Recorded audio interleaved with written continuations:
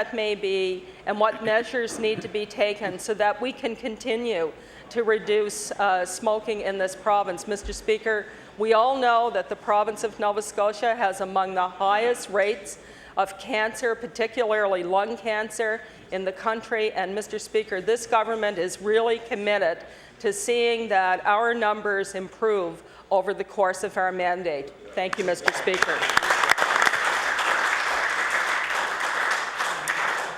The honourable member for Halifax-Clayton Park on her final supplementary. Mr. Speaker, the minister says that we've had a comprehensive strategy, and that strategy's had a price tag. In the last year that we know of, it was $2.4 million that was devoted to the tobacco control strategy. And my question to the minister today has been, how is she going to increase the money that's dedicated to that so that we can have continuing good results and fewer smokers and better health results in this province? I would point out that the NDP leader, now Premier, in 2001 responded to an increase in tobacco taxes by saying that in order to make the tax hike fair, the government should spend the extra money on anti-smoking programs.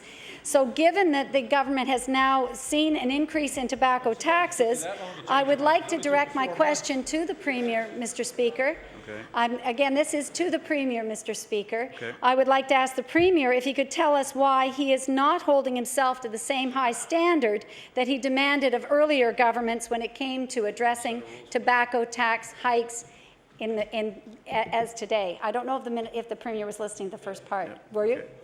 Oh, very good. Okay, then, you've got it. The Honourable Premier. I hang on every word, Mr. Speaker.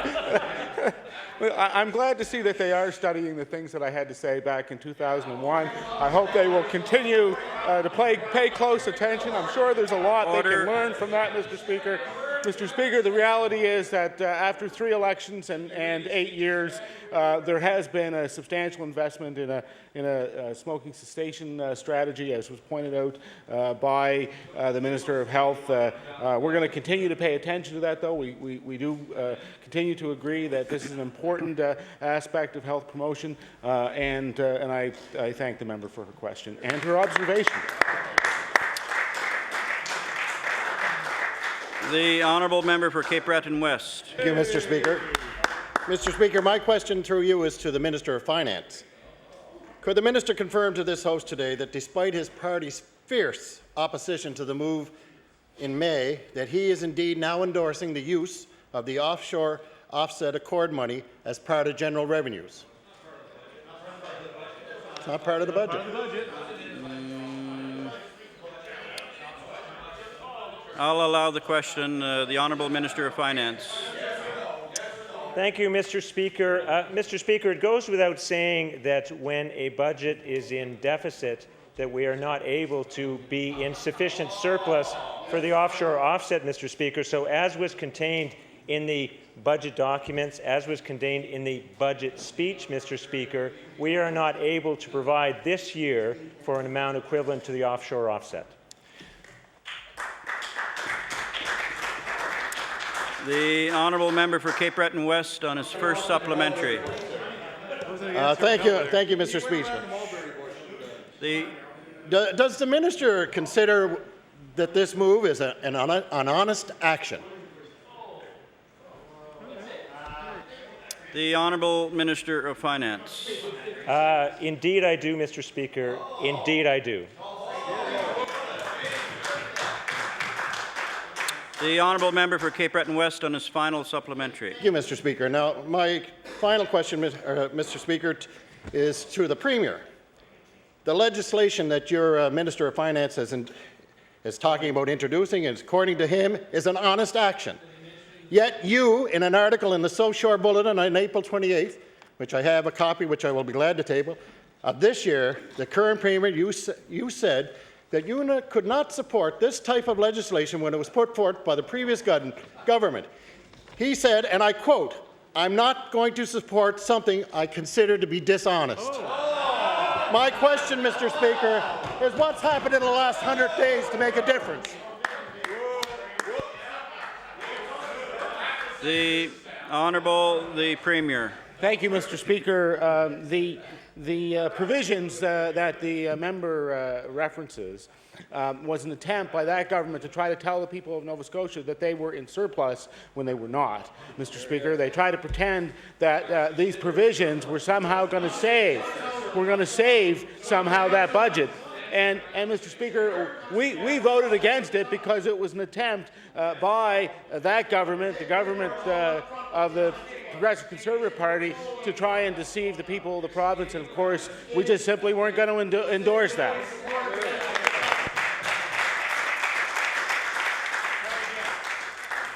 The honourable member from Dartmouth East. Thank you, Mr. Speaker.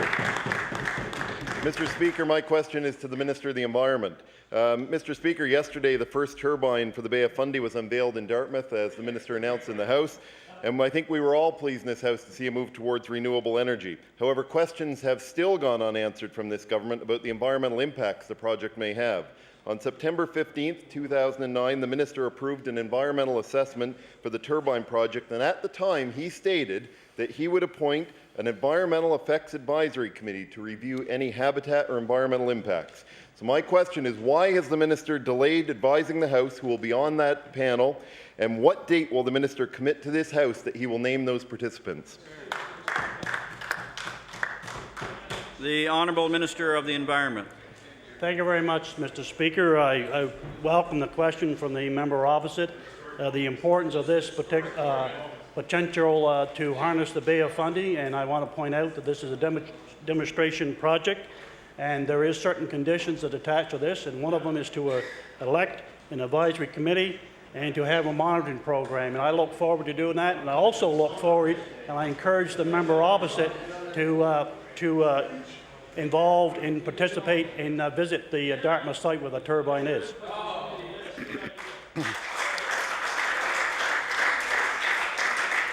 The honourable member for Dartmouth East on his first supplementary. Thank you, Mr. Speaker.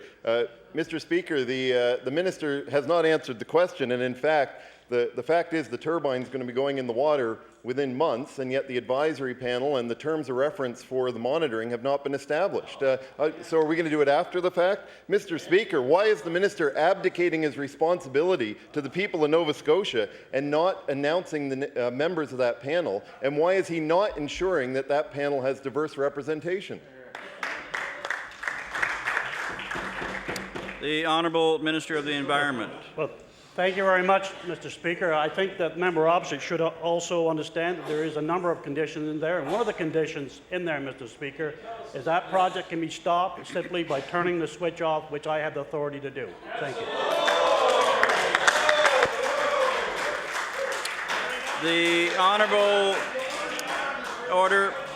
The Honourable Member for Dartmouth East on your first or final supplementary. Thank you. Thank you, Mr. Speaker. Well, when I go to see the turbine, I'll also visit the Minister's office to see the button that turns off the turbine. Mr. Speaker, my final supplementary is for the Minister of Fisheries, who happens to be the same person.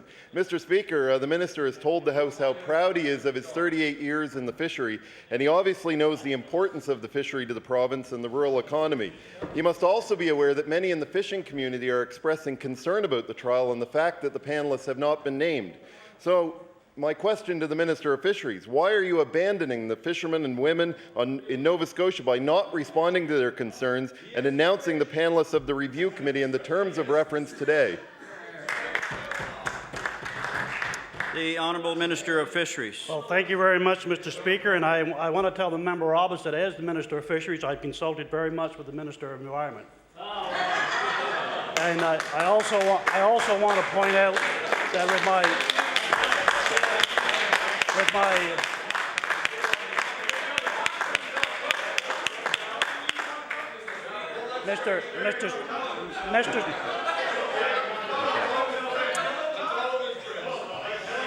Okay, the Honourable Minister has the floor. The Minister of Fisheries.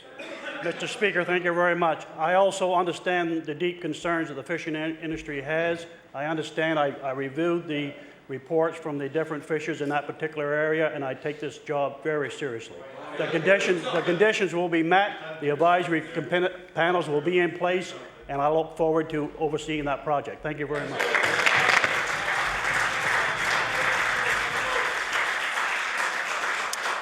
The honourable member for Bedford Birch Cove. Mr. Speaker, my question is for the Minister of Transportation and Infrastructure Renewal. Mr. Speaker, this past summer, the federal government withdrew its commitment to provide funding to the Bedford Rink Complex. As disappointing as this decision was, HRM has decided to move forward as planned. However, they are seeking a firm commitment from the provincial government for its share of funding. My question to the minister is, when will you inform HRM of your funding commitment? The Honourable Minister of Transportation and Infrastructure Renewal. Thank you, Mr. Speaker, and I thank the member from Bedford Birch Cove for an important question, an important issue.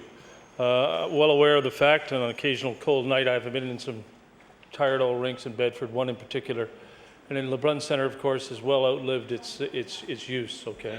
And the Sackville Rink, of course, is in one of the same situations.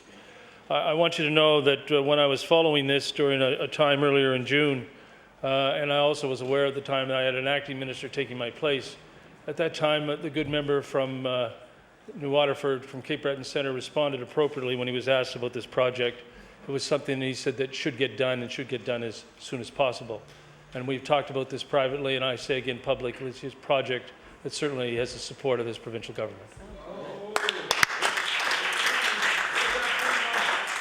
The honourable member for Bedford Birch Cove on her first supplementary.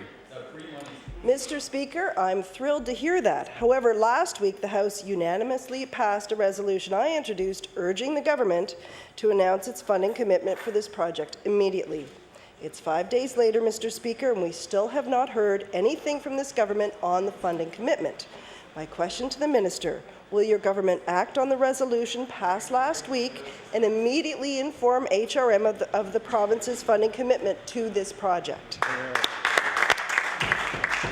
The Honourable Minister of Transportation and Infrastructure Renewal. Thank you, Mr. Speaker, and I thank again the member for the question. You know, we're constantly involved in ongoing negotiations with the federal government, and I know people are always interested in stimulus funding and what is it, stimulus funding and what is the next project that's going to be forthcoming as we go on one meeting after another with Mr. Baird or with Mr. McKay. I want the member opposite to know that when it comes to topics of this importance in your community, it's something that we continue to want to see go forward.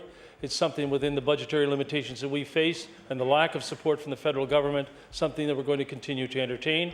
I look forward to meeting and talking to the member opposite about this topic. Perhaps more details would come directly from the community, because I can tell you, member, it's something that's a lot better handled by you than the previous member who on many occasions just botched the job.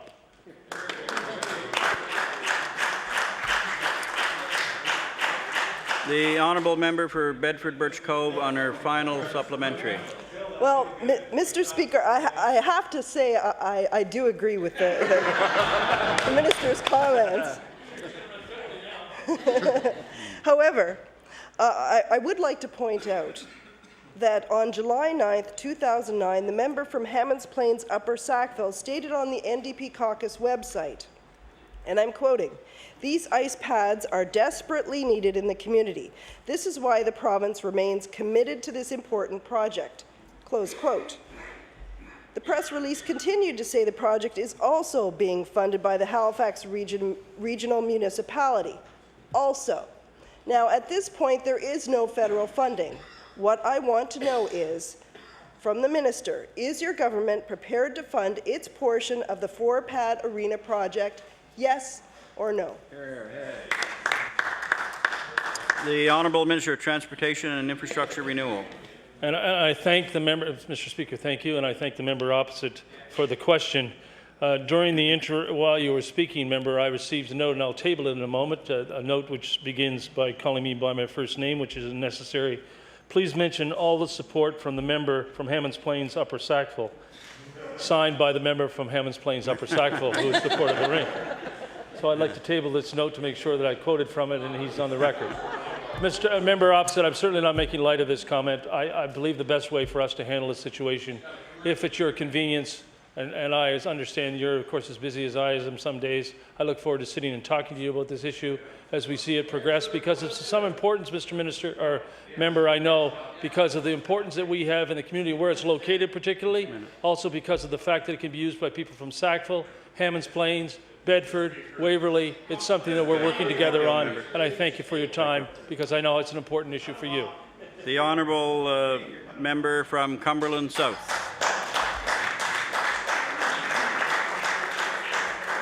Thank you, Mr. Speaker. Mr. Speaker, my question is to the Premier.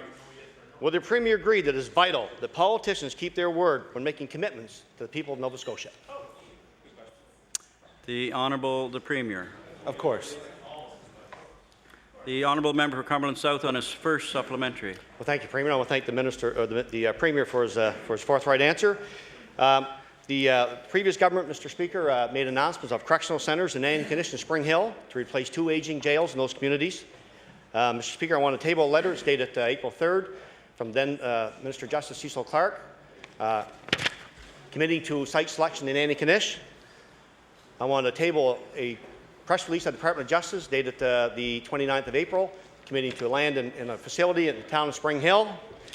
Mr. Speaker, more importantly, I want to table a document where the Premier commits to ensuring that commitments such as these will be honoured.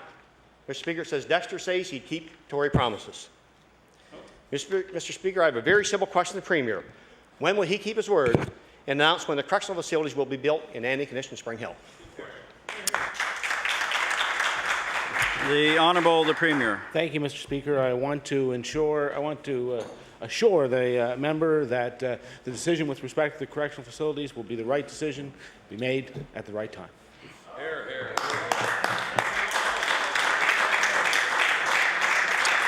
The honourable member for Cumberland South on your final supplementary. Thank you, Mr. Speaker. Well, just for the Premier's information, the decisions were already made, and the Premier committed to honouring those commitments, Mr. Speaker, and I don't hear that happening here today. Mr. Speaker, I want to table a letter addressed to the Premier dated September 10, 2009.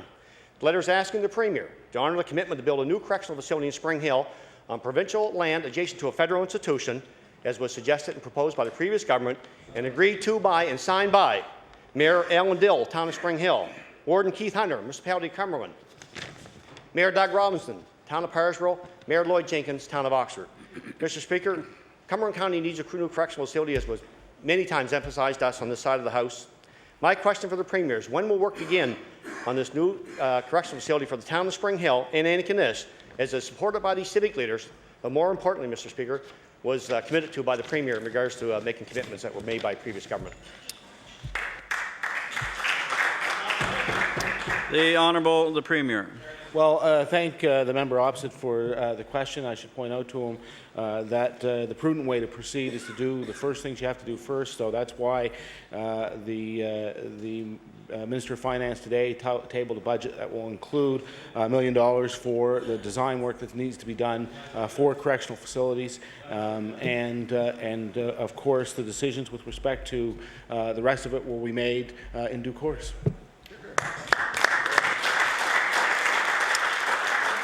The honourable member from Kings West.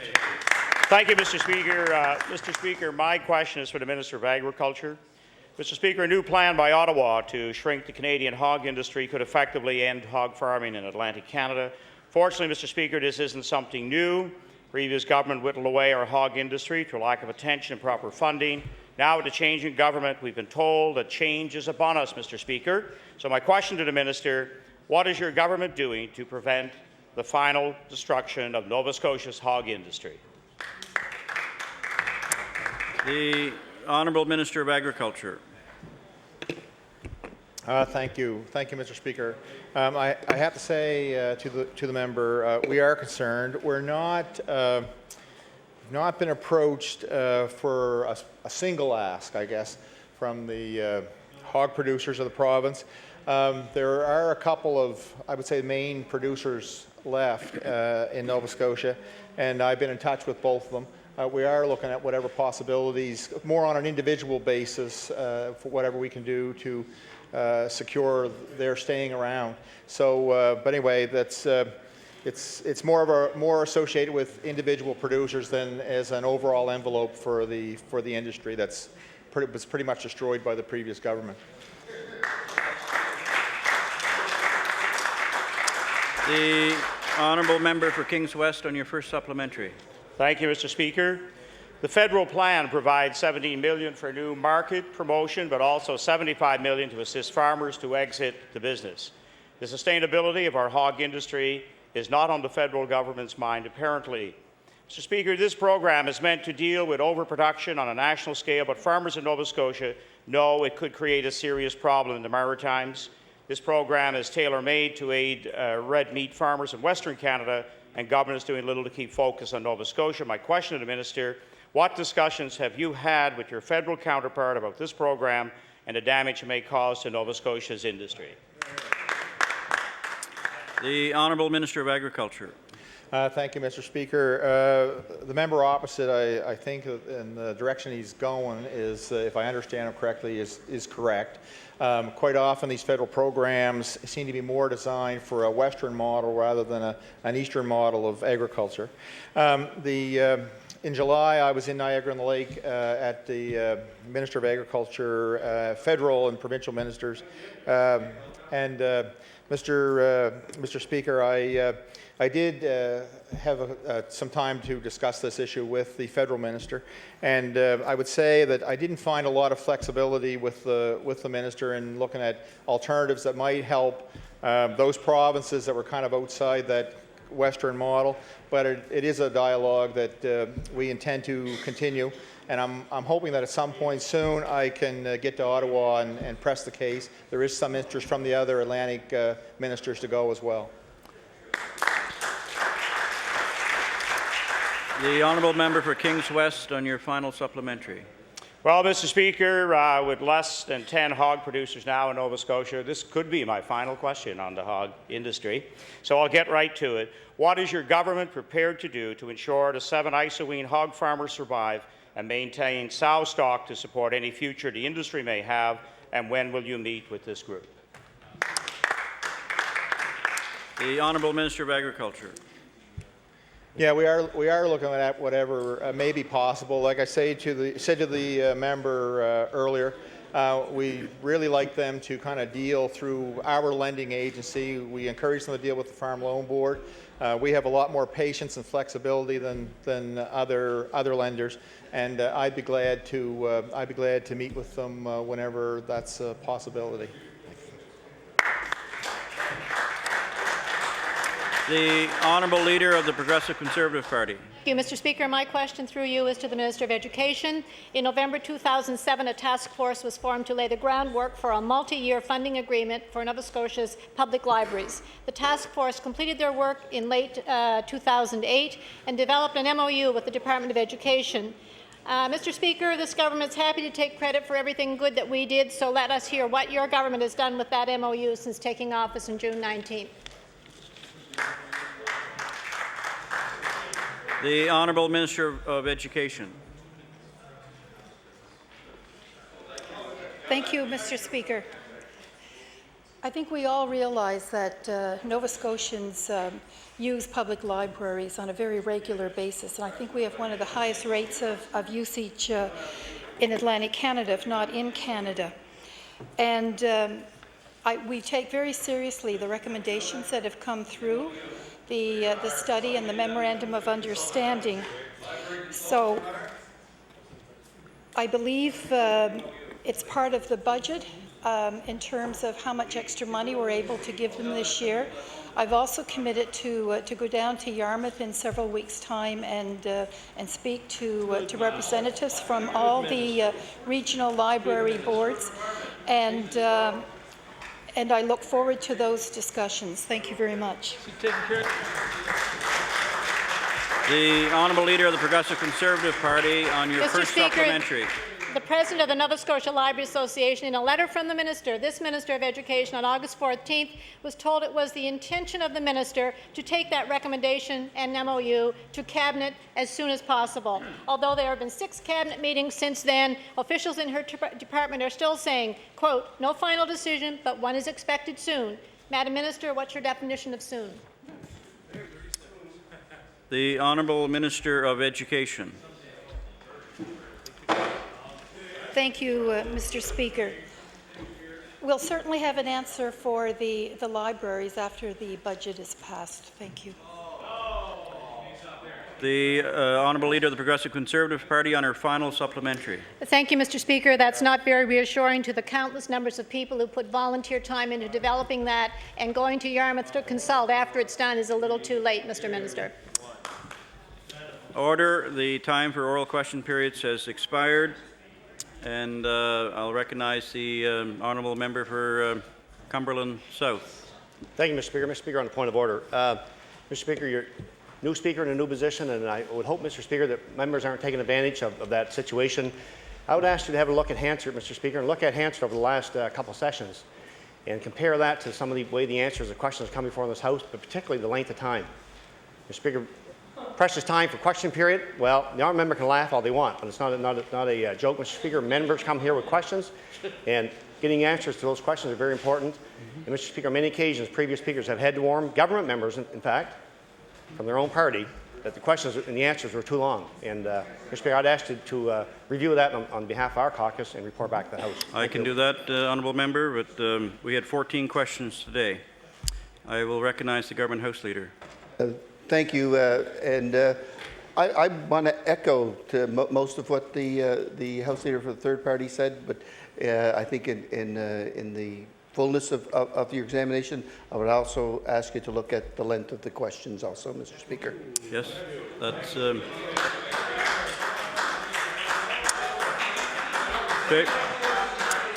A fair request. I will now recognize the Government House Leader. Thank you, Mr. Speaker. Would like to call address and reply to the throne speech, please. Address and reply to the speech from the throne. And I'll recognize the Honourable Member for Cumberland, for Colchester, Musquodoboit Valley.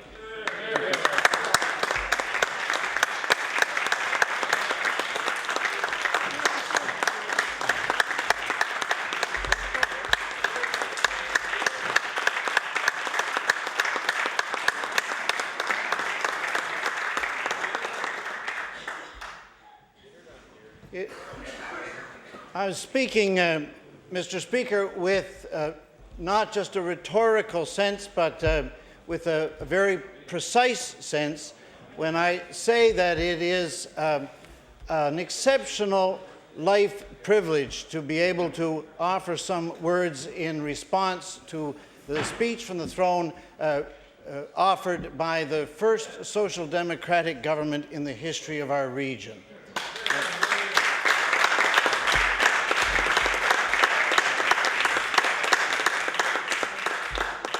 And I say that this is a privilege and one for which I am honored, but it's also something that I approach with a certain amount of trepidation, because I am a minister of the United Church, and as a minister of the United Church for a long time, I have addressed many different configurations of congregations, and I have addressed dozens and dozens of configurations of not always very well disciplined Sunday schools.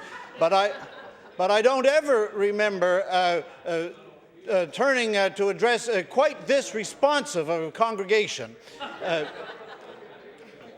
But in doing so, I want to direct our attention to thinking for a few moments about the significance of this moment in our province's history in which this particular speech from the throne has been received. And in order to do this, I would like to draw the attention of all the members to a particular installation here in this chamber.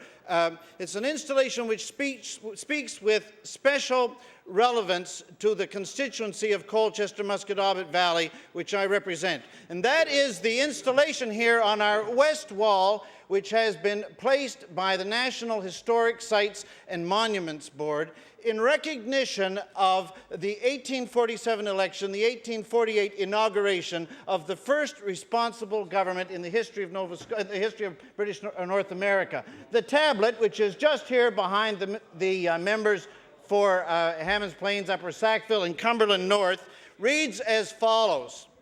The first Executive Council, chosen exclusively from the party having a majority of the representative branch of a colonial legislature, was formed in Nova Scotia on the 2nd February 1848, following a vote of want of confidence in the preceding council. James Uniacke, who had moved the resolution, became Attorney General and leader of the government. Joseph Howe, the long-time campaigner for this peaceable revolution, became provincial secretary. It is not an adequately recognized or acknowledged dimension of our province's history that in that historic election of 1847, which resulted in that historic inauguration of 1848, Joseph Howe was elected as a member for a rural constituency. He was elected as a member for rural Halifax County in the riding that is now a part of Colchester-Musquodoboit Valley. I want to just give a little bit of the background to how it was that this took place.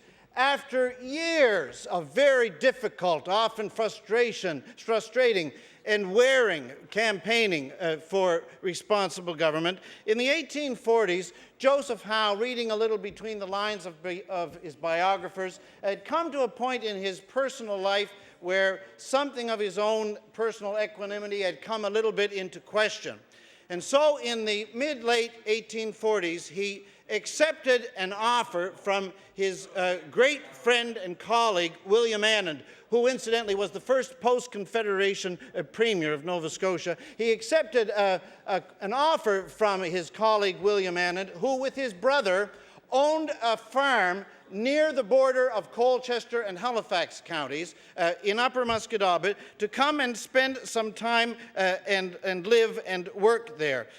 Howe accepted that offer, and that's why when that historic moment took place in 1847, Howe was returned to the House as a rural member, and that's why the great triumphant moment, one of the great moments in the democratic history of our province, when the great procession took place recognizing that responsible democratic government had been achieved, that was a procession that went from the community of Elderbank to the community of Middle Musquodoboit, and from there to the place where Joseph Howe laid down his head that night in Upper Musquodoboit, all in Colchester-Musquodoboit Valley.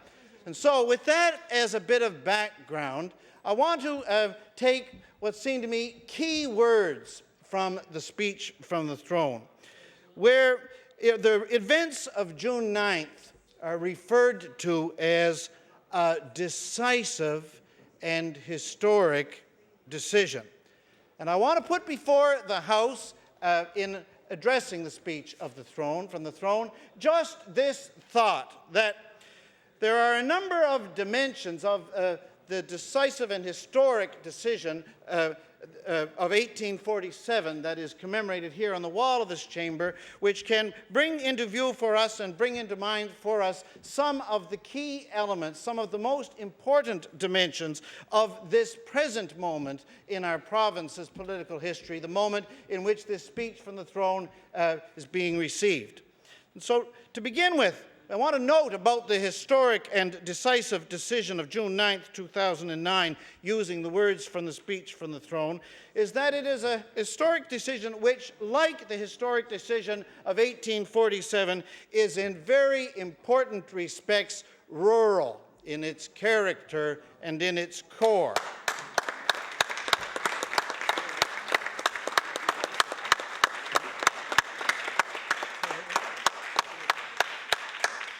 We may put this just this simply, that as we look down across this extraordinary row of new government members representing such areas as Eastern Shore and Lunenburg West and Guysborough, Sheet Harbour and Colchester, Musquodoboit Valley, we can come to the important and inescapable conclusion that you can put just this simply, that on the 9th of June 2009 in Nova Scotia, something new happened.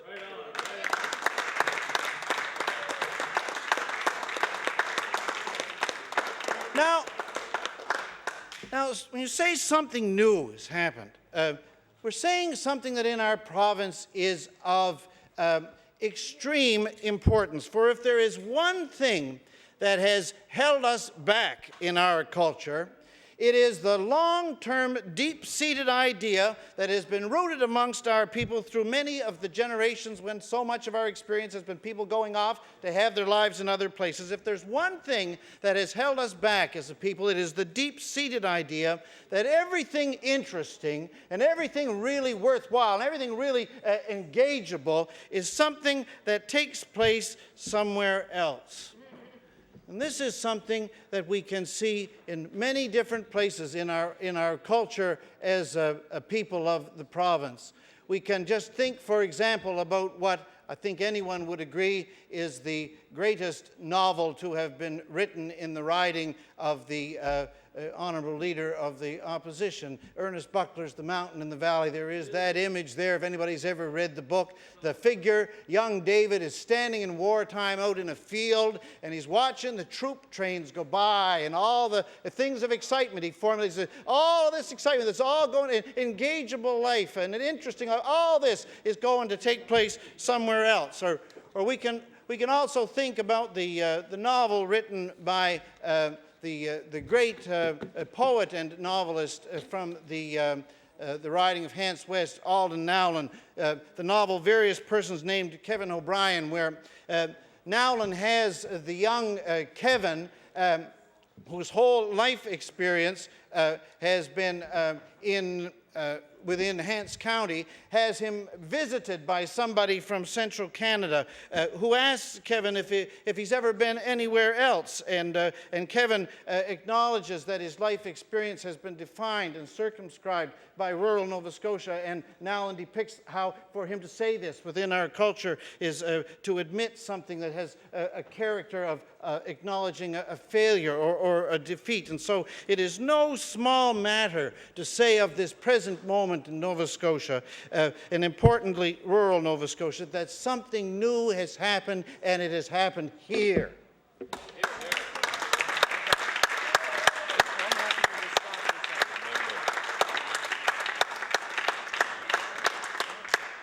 May I, Mr. Speaker, defer for a moment to the member for Hammonds Plains Upper Sackville?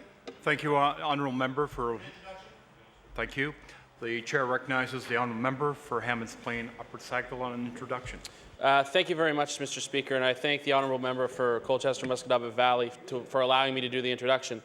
I do want to introduce to the House a member of the Young New Democrats, Lauren Mills, and she's actually from the riding of the Minister of Transportation and Infrastructure Renewal, Halifax Citadel, Sable Island. Hey.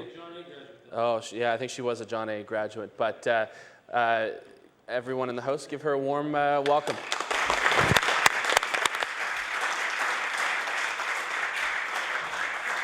Thank you. The Chair recognizes the Honourable Member from Colchester Musquodoboit Valley.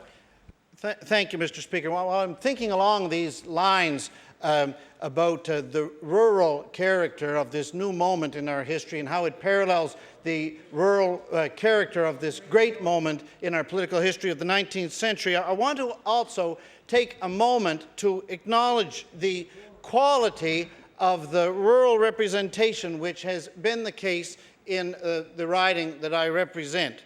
I want to acknowledge the considerable contributions of my predecessor in this position, Brooke Taylor.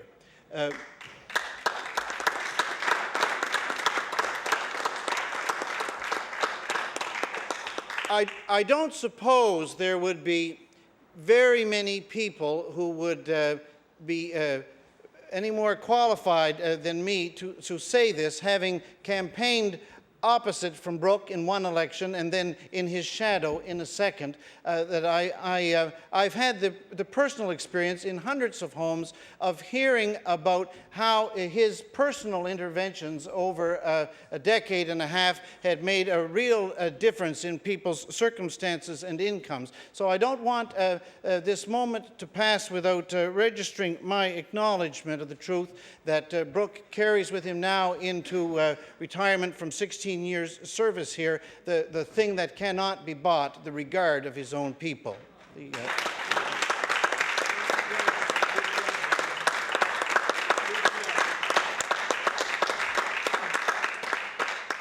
Now, secondly, this present moment in which the speech from the throne has been received has in common with the moment that is commemorated here on the wall of the chamber, that it is egalitarian in its nature. Howe, that is, and his colleagues, they were not seeking to bring about some minor little adjustment or amendment in Nova Scotia. They were seeking to make a fundamental alteration in the imbalance of power in the province between the elites and the majority of the people in Nova Scotia. And similarly, the people of Nova Scotia have not now, in choosing the NDP over the previous government, they have not voted simply or exclusively or only to replace the previous confusion with an administration more competent. More than this, not simply this, and this is an easy matter to lose sight of.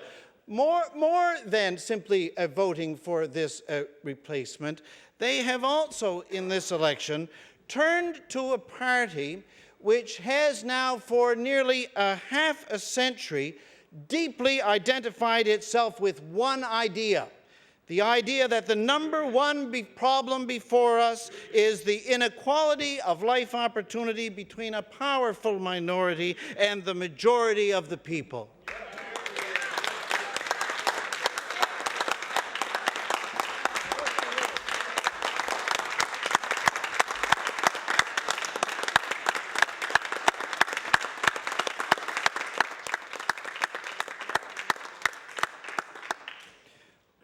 What a significant thing, then, it is, what a meaningful thing it is, that Joseph Howe's portrait here should look down across the first government of the egalitarian tradition in the post-Confederation history of our province. I want to add a word about the egalitarian tradition in Nova Scotia, which is addressed in the speech from the throne. The speech, in giving honour to Muriel Duckworth and acknowledging her recent passing, speaks of what is referred to there, I'm using the speech's words, the fact that Muriel Duckworth was a tireless crusader and advocate for social justice. And in speaking about Muriel in this way, the speech brings also into view the hundreds of people of whom this is also the case, who have given themselves to social justice activism and egalitarian hope over many years in all of the 52 constituencies of the province. If I may just speak autobiographically for a moment, as an editor in the 1980s of a regional news magazine of social justice issues, I became aware of how in every community in the province there has long been a certain nucleus of people deeply dedicating themselves to the work of constructing a fairer and more equitable world. Sometimes this has been expressed through the trade union movement, and often it has been expressed through the church, and often it has been expressed through co-ops and credit unions, and often it's been expressed in the environmental movement and the anti-poverty movements, amongst others, and very often through several or all of these at once. And over the years, these egalitarian nuclei, the great historian of Cumberland County, Ian Mackay, refers to them as these embers. Over the years, these embers have often been very, very small. How small was first brought home to me when 2 decades ago I first came to be the community minister in Upper Musquodoboit, and whereafter very shortly an election followed. And I sought the opinion of an experienced and trusted elder of the church as to whether or not, in his view, it would damage my ministry if I should put a sign on the lawn of the manse for the NDP. And the elder knew the church and the community very well and had served the Progressive Conservative Party as an agent at the local poll, as had others in his family for many, many years. "Oh no," he told me, "I don't think this would upset anyone. We've always had 2 votes for the CCF in this community, the minister and his wife."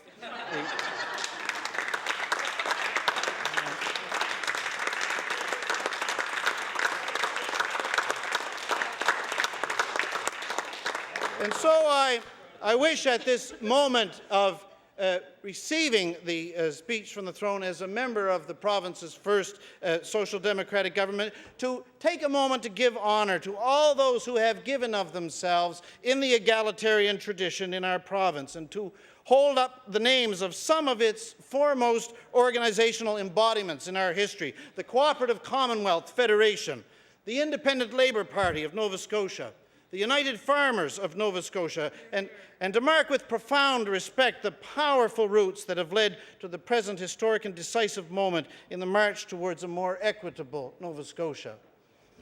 Now, lastly, Mr. Speaker, we may note about the events of 1848 acknowledged here in the tablet, that a central component of those events is also a central component of the present moment as it is spoken of through the speech of the throne, and that is the decisive and important component of vision. For some years in the community of Upper Musquodoboit, a group of parents, without any organizational affiliation, just because this opportunity has not been afforded to the kids of our community any other way, for some years we have every couple of years gathered up all the grades 6, 7, and 8 kids in our community and put them in our private vehicles and driven them to Ottawa and the House of Commons for a 2 or 3 day experience of the institutions of parliamentary democracy. And one of the things that we've made a point of seeing that all the young people have known when we have gone there is the place where on the Peace Tower of the House of Commons there is an inscription which comes from the Hebrew Scriptures. And there the inscription says this: "Where there is no vision, the people perish." My colleague, the member for Lunenburg, in moving concurrence with the speech on the throne, wisely brought this matter into focus with these words from the Constitution of our party: that the abolition of poverty is an achievable goal and must be a part of the program of any constructive government. This vision finds contemporary echo and expression in the speech from the throne, where we read as follows: "The strength of any society can be judged on how its most vulnerable are treated. We know that some Nova Scotians are struggling even more so in these challenging economic times. We will reach out to those Nova Scotians. We will redesign the Employment and Income Assistance Program to make it more responsive. We can," and here in my judgment are the 2 most important words in the speech from the throne: we can and we must make significant progress in the fight against poverty. And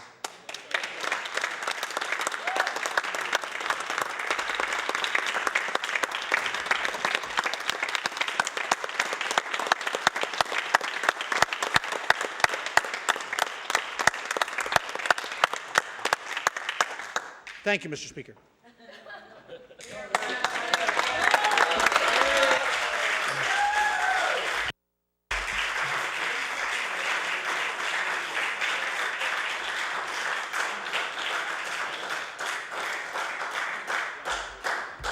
Thank you, honourable member. The chair now recognizes the honourable member for Preston. Thank you, Mr. Speaker. It's with great pleasure I rise again in the legislature to talk about my community and about the many issues that we're faced with in the province, and to generally talk about many of the issues we face on a daily basis. First of all, I'm very pleased and proud to represent the community, the riding of Preston. Been elected to the Nova Scotia Legislature now 5 times, and I'm very proud of that and very pleased that the people of the community were kind enough to re-elect me and indeed to represent their concerns in the community and all the communities. My constituency is made up of a very, very diverse communities, and it consists of Lake Echo, East Preston, Montague, Lake Loon, Cherrybrook, Mineville, North Preston, Westfall, and Porters Lake. My riding in the community of North Preston has the largest population, Indigenous population of blacks in Nova Scotia, and I'm very pleased and proud to represent that community. It's the diversity in the community is one thing that makes it so strong.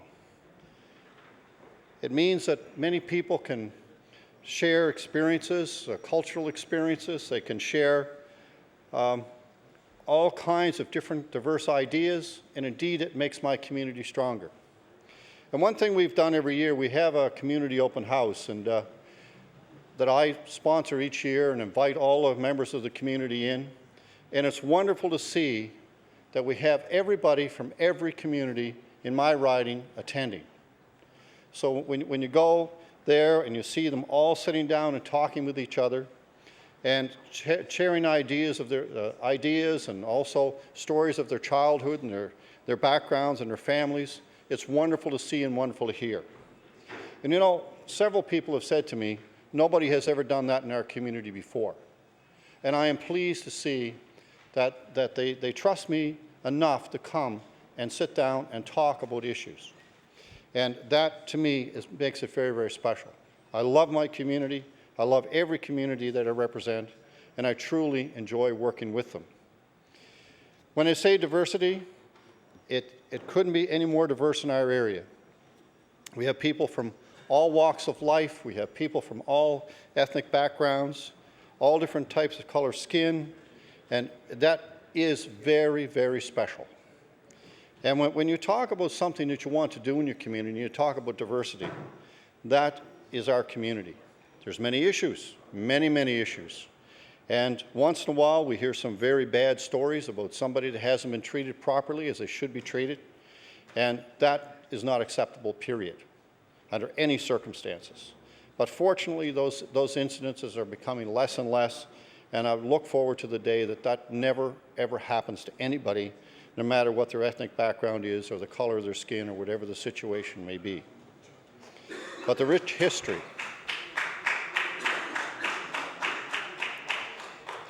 in our community is incredible.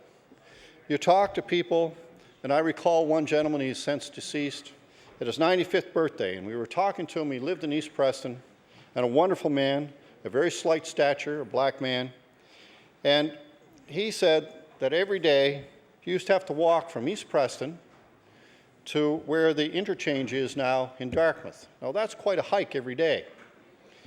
He worked there at the ice plant. He worked 12-hour shifts with very short time for lunch. And if you're 2 minutes late for work, the 5 or 6 people lined up for your job had your job.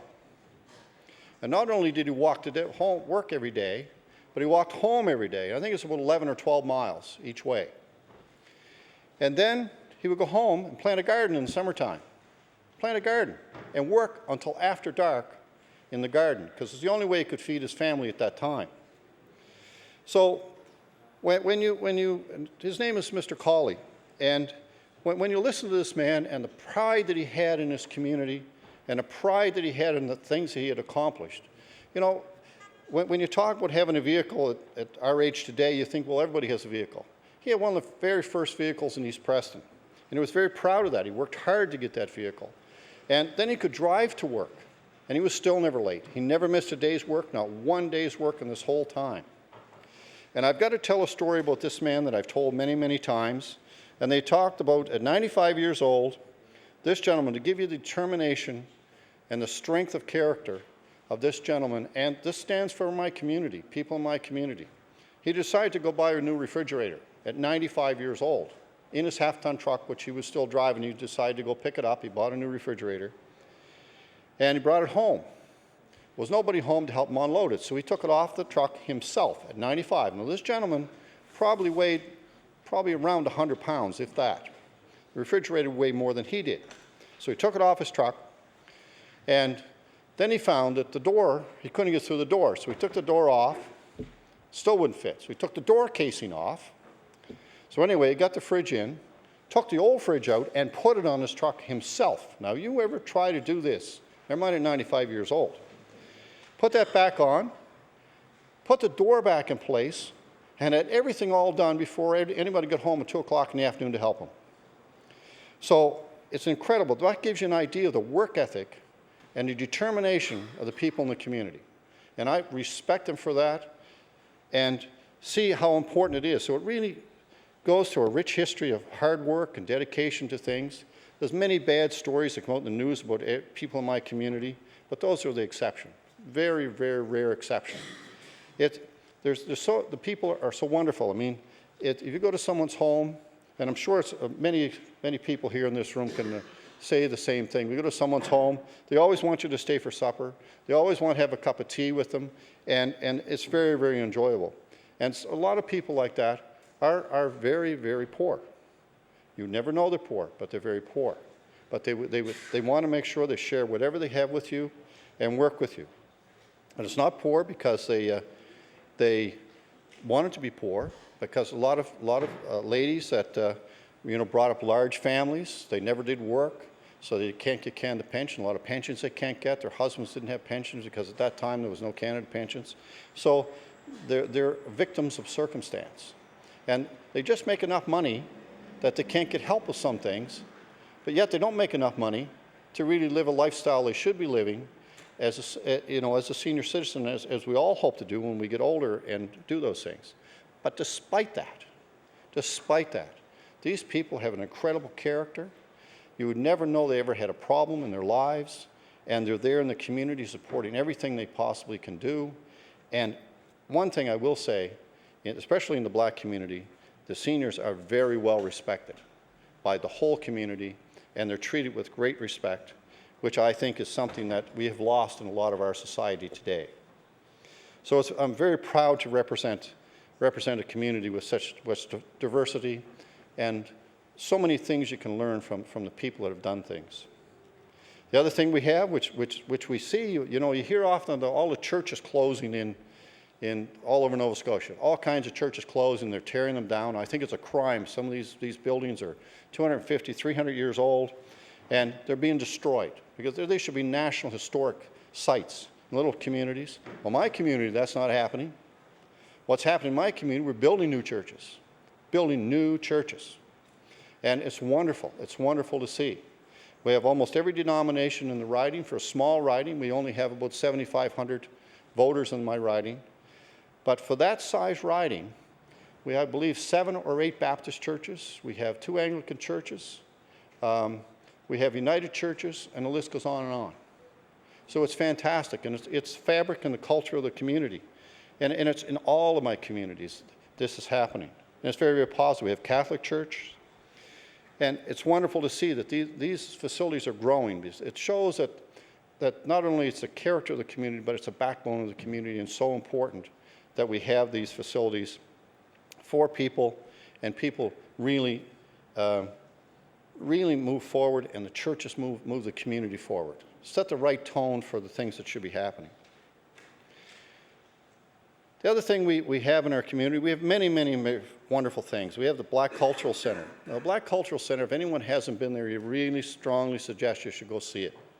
It's incredible. It's the only place in Canada, in fact, only place in North America that I'm aware of, that has a look at black history. Now, can you imagine going to a museum? Now, this is sort of a museum. It really should be a museum. And seeing a wall of honor for police officers.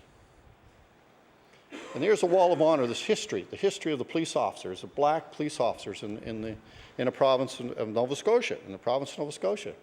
And most every one of them still alive. That's a pretty scary thought when you think about it. Not that they're alive, but that there should have been police officers up there 200 years ago, and they weren't. In the same facility, the first recipient of the Victoria Cross, the first recipient's picture is there as well. It's a black man. Black man, the first one in Canada. Think about that. What was his name, Keith? William Hall. Where was he from? Oh, I think a gentleman here is going to tell us a story where he's from. But that goes to show you the rich history we have in our community. We also have issues with the Black Cultural Centre in that the last government cut the funding substantially to the point that they almost had to close here last year. That has to change, and I would encourage the present government to really look at that situation and see if we can put long-term operating and capital funding into this very important facility that does help our tourism, helps the culture of our community, and the history and heritage of our community. So it's so important. It is so important. And I hope that the government, the present government, will see the importance of this facility and work with the board there and ensure that they have the funding. And they're not looking for a lot of money. They're not.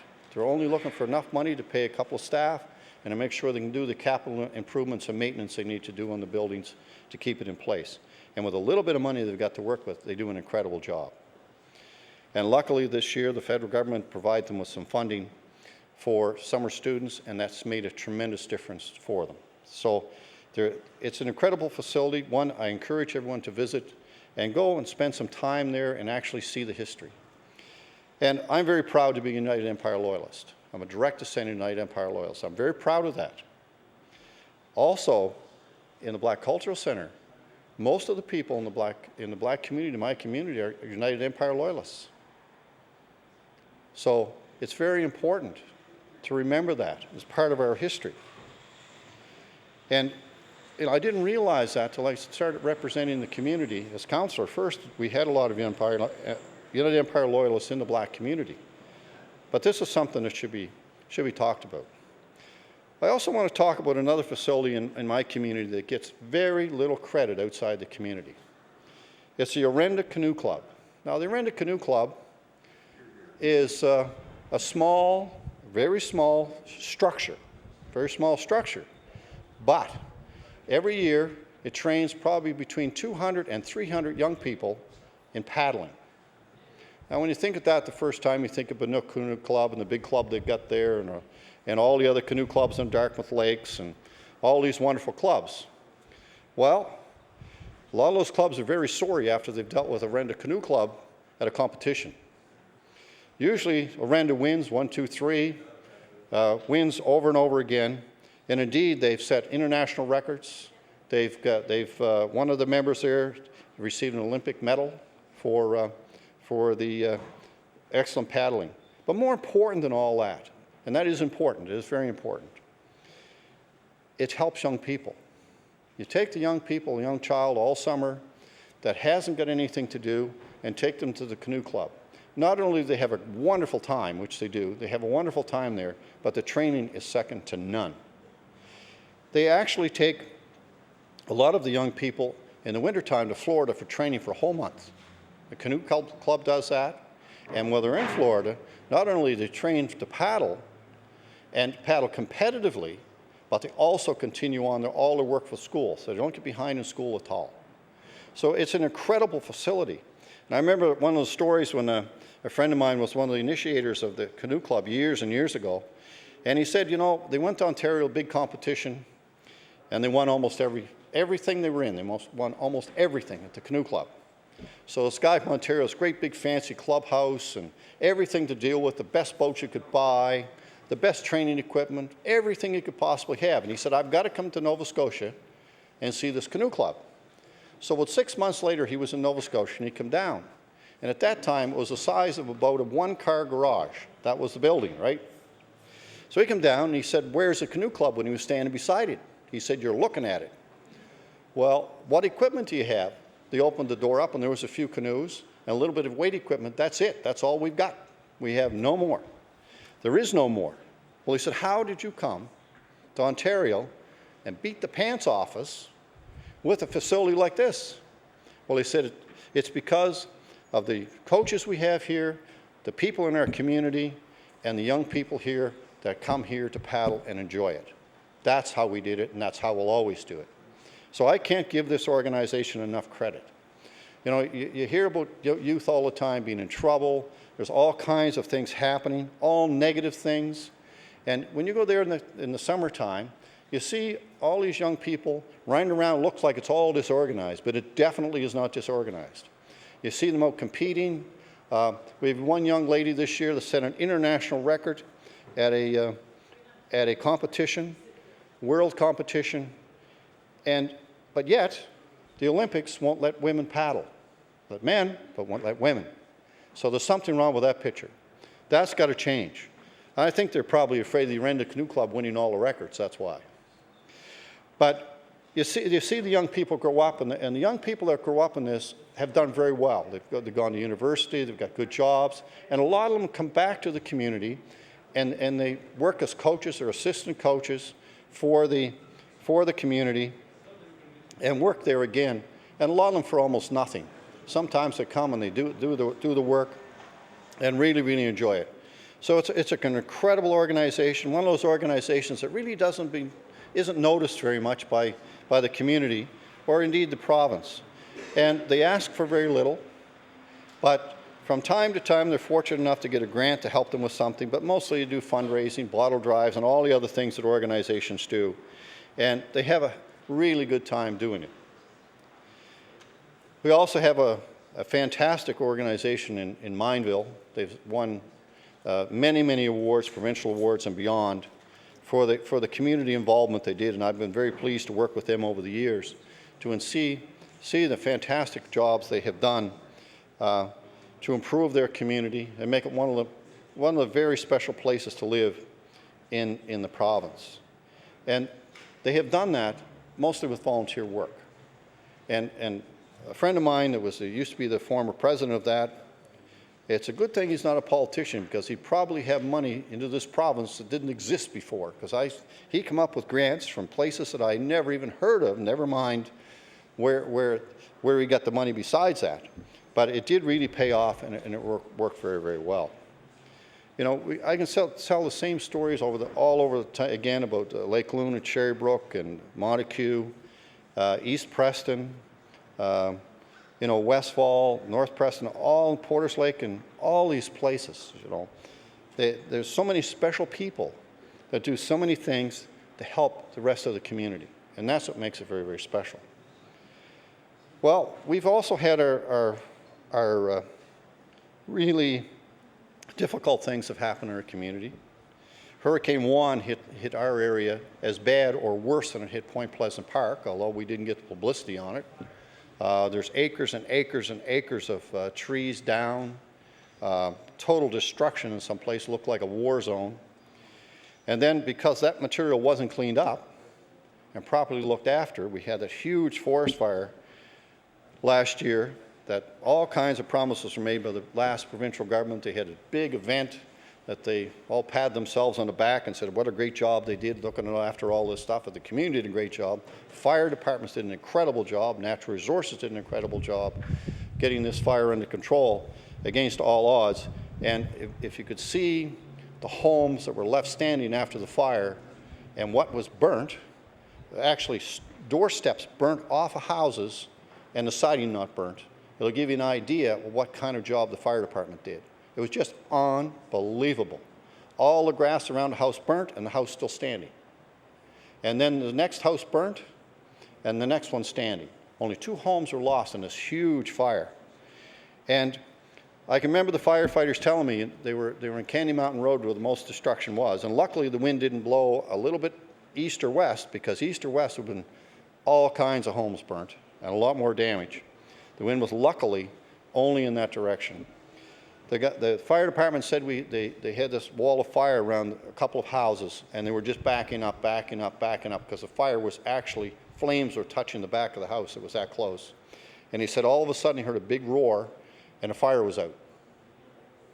He couldn't understand what it was first, till he looked up, and there was the Bob water bomber from Newfoundland they brought in. And it was the first drop they made, and that saved 4 or 5 houses in that drop. Just one drop of water, just one drop. And I pushed before for a water bomber for this province, and I really believe we should have a water bomber in this province, and not necessarily just here, because it's an expensive thing to have. We should probably have a cost-shared system. That's something the government, I think, should consider between Nova Scotia, New Brunswick, and probably PEI, to have one water bomber here, one large one, because the helicopters are okay in a small fire, and the small planes in New Brunswick are okay in a small fire, but there's no comparison to this big water bomber. And we really need this equipment, because if it would have been, we had a second forest fire this year, and the one in Porter's Lake, the fire was so fast and so bad that I talked to the firefighters on the scene, the initial part of the fire, the very initial part of the fire on the old number 7 highway. And the captain on the scene, he said, we better turn our trucks away from the fire this time. Turn our trucks around and make sure they're going away from the fire. And normally they would back away from the fire, but this time we might want to drive away from this fire.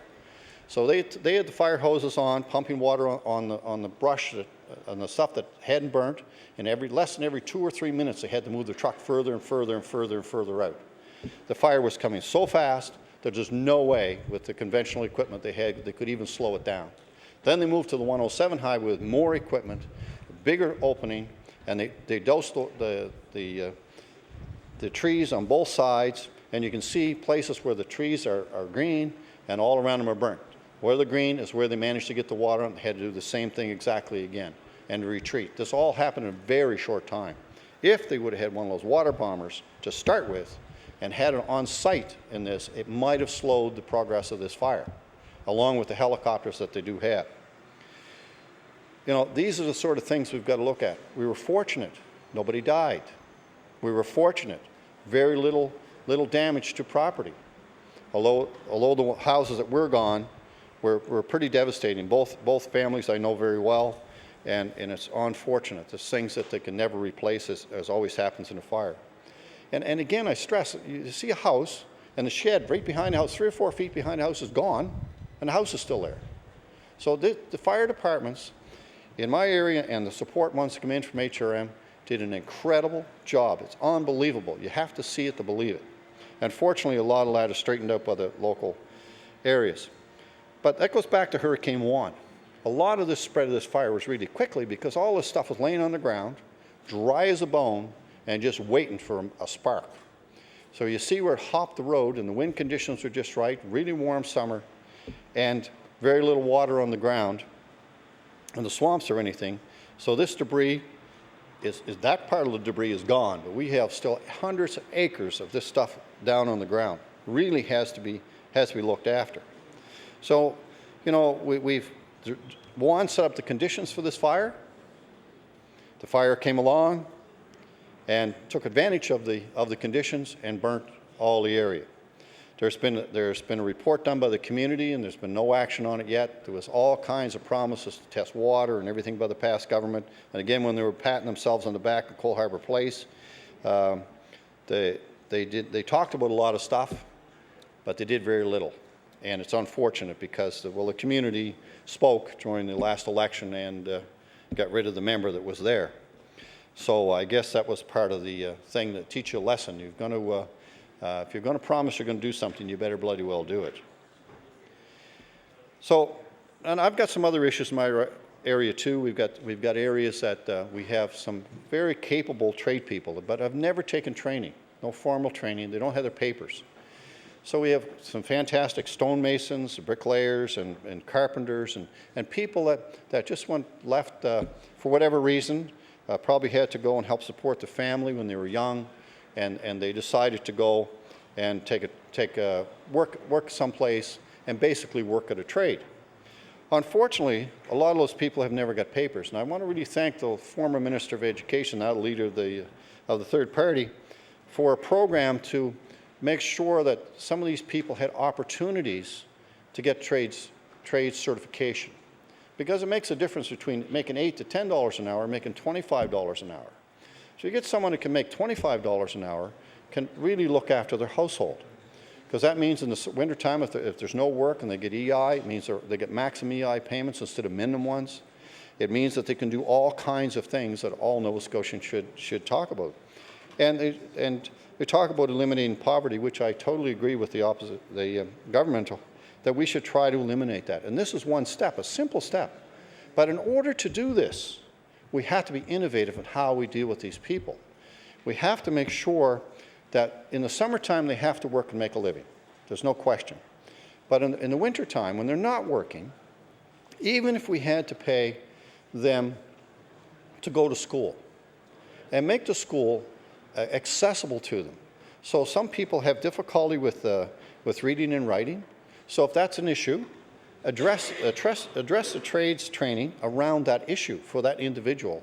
Specialize the training for the individual to make sure at the end of the day that the person feels comfortable taking the training. They don't have a financial worry about how they're going to pay for this or how they're going to feed their family while they're off taking training. And to the point that they can get a trades training. It may take them 3, 4, 5, 6 years to do this. In the winter, maybe a couple of months each winter to do this, but make it possible for them to do it. Because every penny we spend on doing something like that to help someone to get to that level of proper certification, they will pay it back in income tax over the next 20 years. We'll get the money back. This is not a gift. This will be good for our community, and it means that people would have pride. They can then do things that they couldn't possibly do and really help them as they move forward, and their families. It would also encourage their children and their family to go to school more too and get more education. And that's so important. Education is gold, as we all know. And if you have a good education, you can do anything with your life, anything you decide to do. And it's so important that we provide that. So we've got to provide education as we are with the younger people, but not only that, but the people that are working that need that little bit extra. And this is not limited to one community in my riding. It's a lot of communities have people that have done the same thing. I have some people that work in the auto mechanics field, excellent, but they have no papers, so they can't make the money that they would make if they had the certifications. So these things are important. This is important to all Nova Scotians, and I'm sure that the stories can be told from every riding in our constituency all over the province. And we have to find innovative solutions. We have to find solutions that will help people, really help them.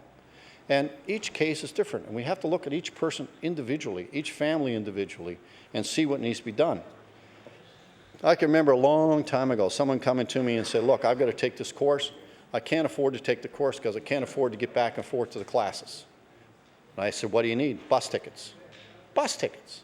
Now, bus tickets, when you think about bus tickets, they're not very expensive. And at that time, they were even less expensive than today. And that was going to stop that individual going and taking a course that would guarantee them a job at the end of the day because they couldn't get bus tickets. Well, I worked with that individual, and we got them bus tickets, and they went and took the course and now working. But something that simple should not stop somebody from getting education they need or training they need, so then they can go to work and do the things they want. And once they get to work, then they can afford to pay for more training if they want to. But it's something that simple. When you think about it, and you think about the huge budget, where the budget was talked about today, and the billions of dollars that's spent every year, if you could spend $20,000 on a family to make sure they all worked and making good income, and then we'll pay that $20,000 back in income tax over the next few years, it makes no sense not to do it. But yet we continue to do that. You fit everybody in a little box and say, well, if you don't fit in that box, sorry, we can't help you, go away. And those are the brightest people, some of the brightest people you're sending away that haven't had an opportunity. I can remember a gentleman years and years ago when I first started as an MLA, came to me one time, and he was on social assistance and he didn't want to be. He was living in a community that's very, very difficult to find a job. He said, I want to take this particular course, and I won't go into elaborate on what the course was. And a friend of mine had taken that course before, and the course was out of the province. Now, here's a gentleman, it's on community services, didn't have his grade 12 even, and prerequisite to this course is grade 12. So I thought to myself, is this guy for real? Does he really mean what he says he's going to do?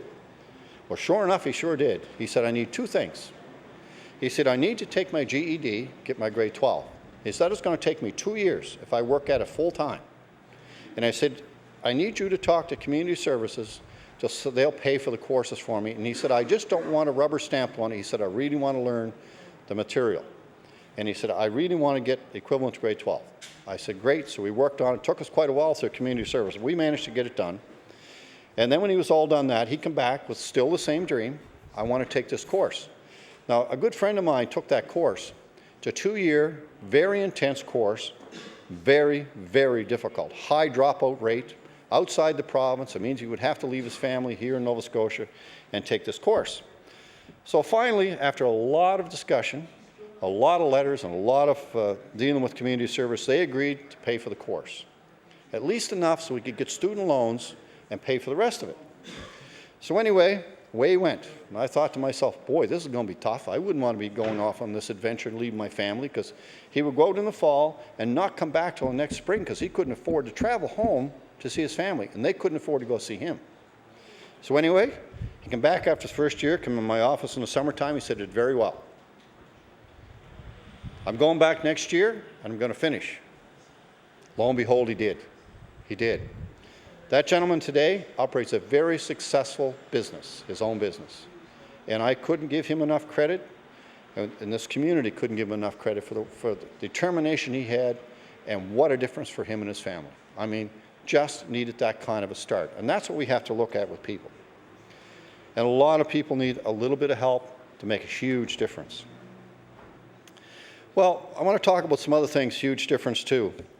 In my area, there's one area in East Preston that's been fought for high-speed internet for a long, long time. So as soon as I call up everyone, oh yeah, we get high-speed internet in East Preston and in Lake Echo and that area. We got it all covered. Yep, except for one street, one little street.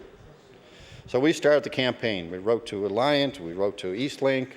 We had them go out and measure it all up. Too expensive to put in. So okay, fine. So the government coming along and announced this new high-speed internet program.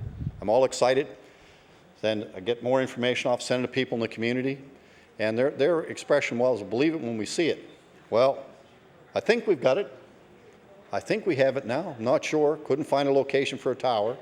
I sent all kinds of letters off, and the people looking at new internet system across the province, I talked to the engineer. He said it wasn't even on a list. Wasn't even on a list to be done.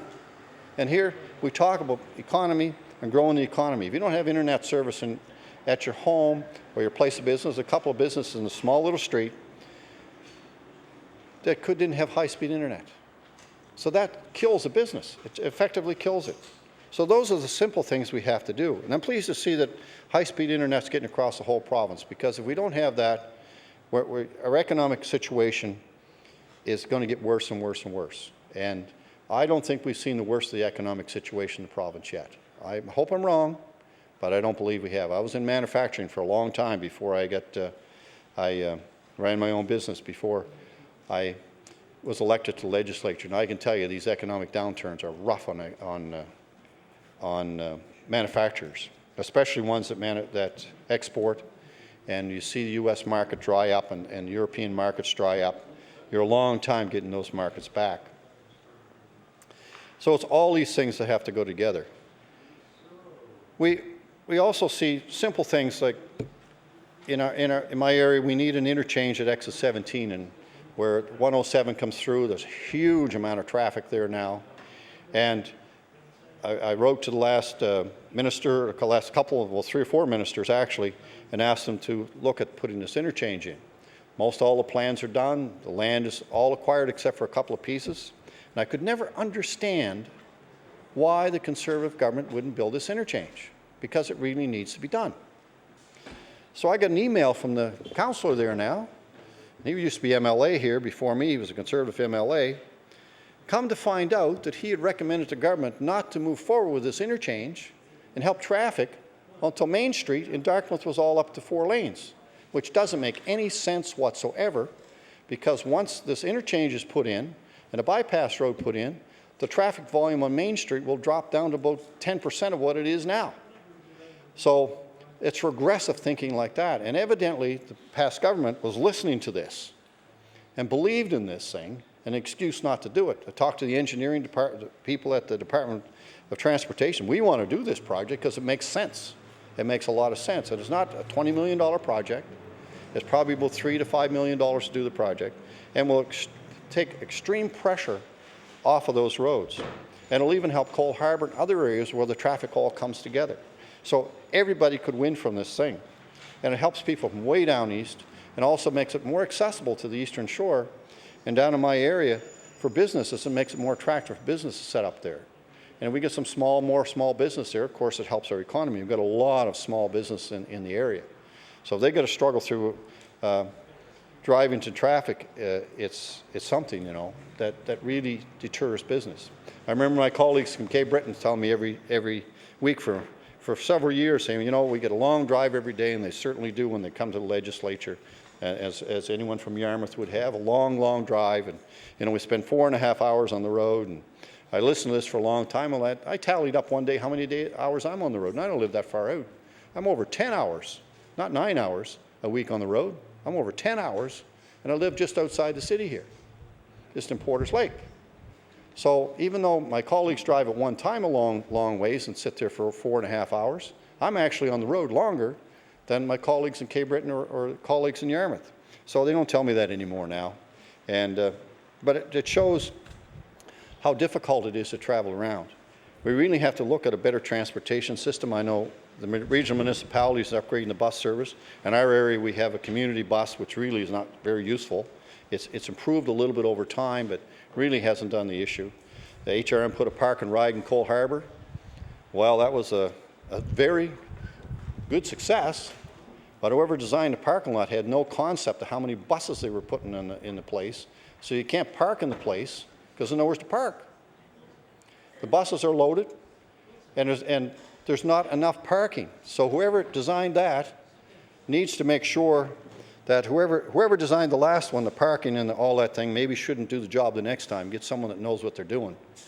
Because I know people from my area will come in to as far as Cole Harbour, which again is a battle getting in through all that traffic, to the bus terminal there and take the high-speed bus downtown, the Link bus, which I think is a great idea. We've got to look at more and more of these things. And as you go back in time, in my area, there was really no interest in a bus. Even 8-10 years ago, there was no interest in a bus. That was the biggest single thing I heard this last election. We want bus service. We want bus service. We want bus service. We want bus service because we don't want to drive our cars and sit in that traffic for all those hours. And every time I see a bus go by that's got full of people at rush hour, I thank goodness the people are taking the bus. Because if not, instead of being an hour from my place downtown Halifax, it'd be 2 hours because everyone would have a vehicle. So it's really good. But I think we've got to get serious about this and do better planning. We have to do better planning on this. And in the past, I mean, the ideas are good, but you can't do a half job. You've got to do the whole job. And people will use the service. And they've got to move these links out further. They're too close to the core. And maybe have 2 or 3 different ones at different intervals. And then you're going to make them affordable. We used to have an employee at our office over here that came from down the South Shore way to work. And it was cheaper to drive her car in here, her and her husband, cheaper to drive it in, park it downtown and pay the high rent, the high fees for parking, than it was to take the link. So there's something wrong with that picture, and it's being subsidized by the taxpayers of the municipality. So there's something wrong with that picture. I mean, there's no real drive. There's a lot of talk about this stuff, but nobody really comes up with innovative solutions. And innovative solutions don't have to cost hundreds of millions of dollars. They just have to be well thought out and well planned and use the resources you have and do things. It doesn't appear that that's happening. And I'm hopeful that the new government, I'm not optimistic, but I'm hopeful that the new government will be a little bit more innovative in some of these things. But without good transportation system, and that includes roads and bus service and all these other things, high-speed internet, and these things need, because I think if we're going to build our economy, we've got to build it on small business. The big business come in, take advantage of us, and they're gone. Whenever it's not to their advantage, they're not here, and they make a decision in God knows where, and they're gone. We can't afford that. We've got to build small, solid businesses here in Nova Scotia, and I'm living proof that you can do that. I produced products and designed them in Nova Scotia, built them in Nova Scotia, and export them all over the world. And if I can do that, anyone can do that. And there's the expertise is here in the province. I get tired of listening to people saying, well, they're from Toronto. They really know what they're doing. They're from Europe somewhere. They know what they're doing. We don't know what we're doing around here. That's garbage. When I traveled all over the world, my business, I'd sit down in boardrooms, and someone would always have that iron ring on from tons. Or from they would have an X ring on, or somewhere else, and they'd be the vice president of the company.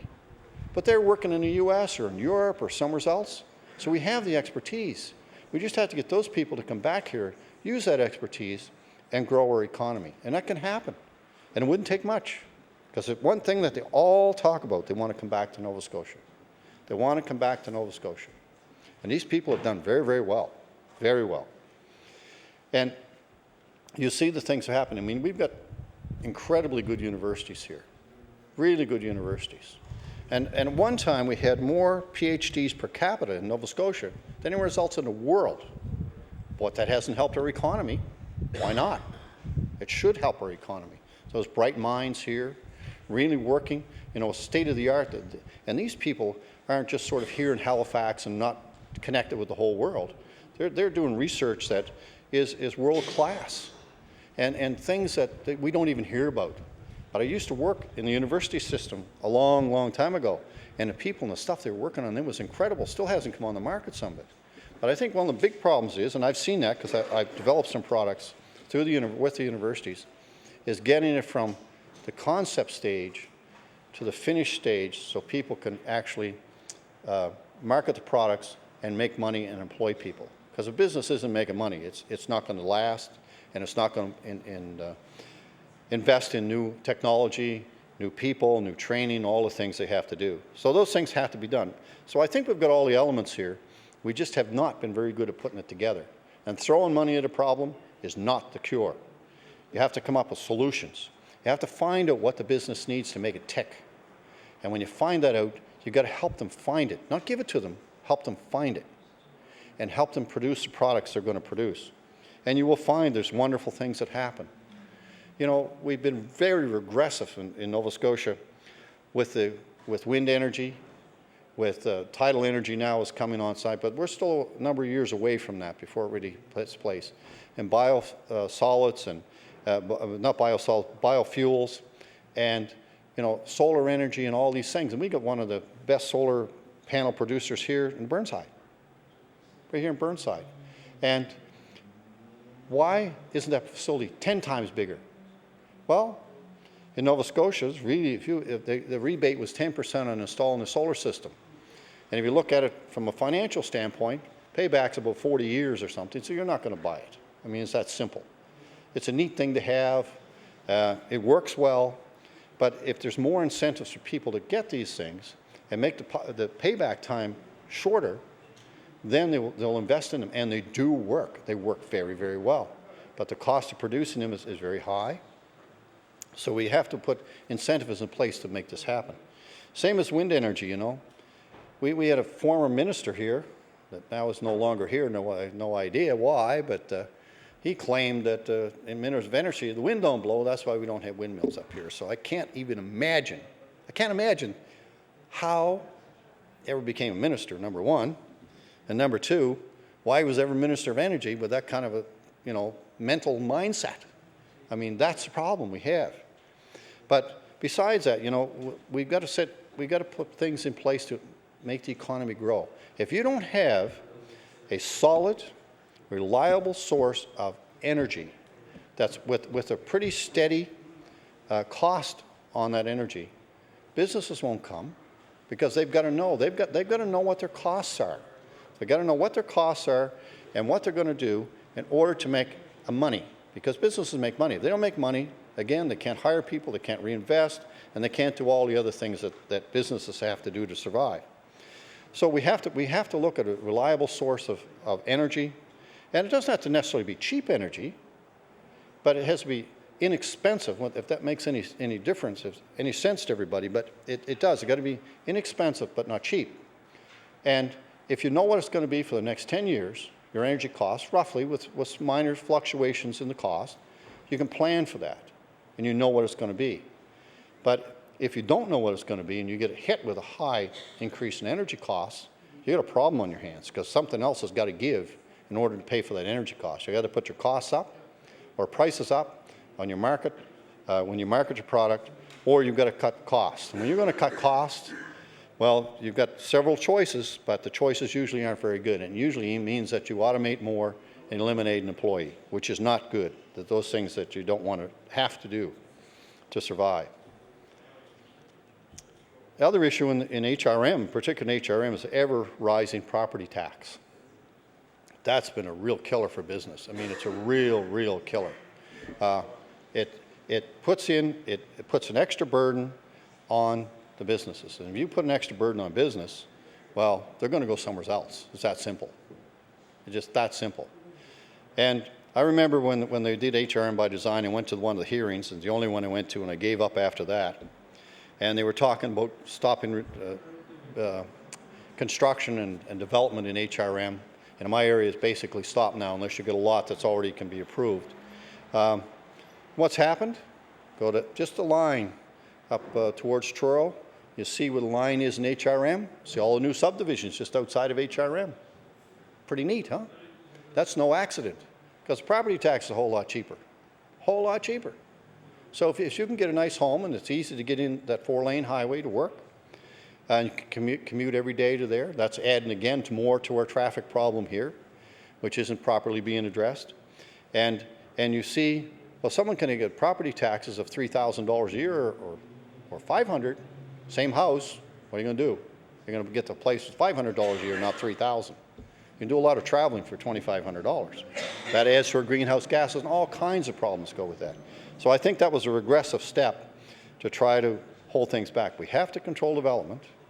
It has to be orderly, but it has to be in a way that looks at everything. And when I suggested that the people would move outside HRM, they just said, oh, that won't happen, but it did, and it still is, and it's going to continue to do that. That it not only hurts businesses, but it hurts individuals. And in rural areas where I live, it's bad, because one time I thought that the assessments, I was always told when I was on regional council that the assessments were way higher everywhere else than in the area I represented. When I got the assessments a few years ago, well, there's not a whole lot of difference. Not a whole lot of difference. And the services we receive aren't the same. We live in Halifax, you get blue bag collection and green bin collection every week. And if we do the same thing in our area, we get every 2 weeks. So that's not the same service. That's absolutely not the same service. And there's all kinds of other things that aren't the same service. So one municipality, we should be one level of service, and you should only pay for the services you get. And now we have a prime example of this being really abused on O'Connell Drive in my area, when the province was, thank goodness, they've seen the wisdom of paving the road from number 7 highway up to O'Connell Drive School. And the province paid for that. It's a provincial road, and it was done. Now, the road was so bad that the road was closed in the springtime 1 year. The cars couldn't get through it. It was being beat up so bad by the school buses and all the traffic going to the school. So then, lo and behold, the councillor comes along, and the rest of O'Connell Drive is absolutely perfect gravel road. No potholes in it, never a problem, because not much traffic, and was well built. Councillor comes along for the area and decides he's going to pave that one too. Wasn't even petitioned. Nobody wanted it done. So that's fine. It's paved. Everybody's mad at being paved because they didn't want it done. So even a developer on the other end of it that was building houses wasn't happy about it. So it got worse. It got worse. Then the councillor finds a loophole and charges the people on the road that get absolutely no benefit from the upper part of the road and all little side streets a rate to pay for the road that was paved. That's something that's got to be fixed in the Municipal Government Act. It's horrible. It's absolutely horrible. And that was in cahoots with the last government, because they made the decision, okay, we'll do that cost sharing. We'll do a cost sharing with that too. But they all stood back and said, we didn't know anything about that. We didn't know anything about it. So anyway, the people are still irate about this, and they should be. Big bills that they didn't anticipate. People are going to have to get the road paved down the road. They're going to have to pay again for the road to be paved. And the list goes on and on. But this is a kind of abuse of authority that is absolutely disgusting to see. I mean, it's taking advantage of people that shouldn't be taken advantage of. I mean, we live in a democratic society, and it's just deplorable for something like that to happen. And the worst of it is the law will let them do it. That makes it even worse.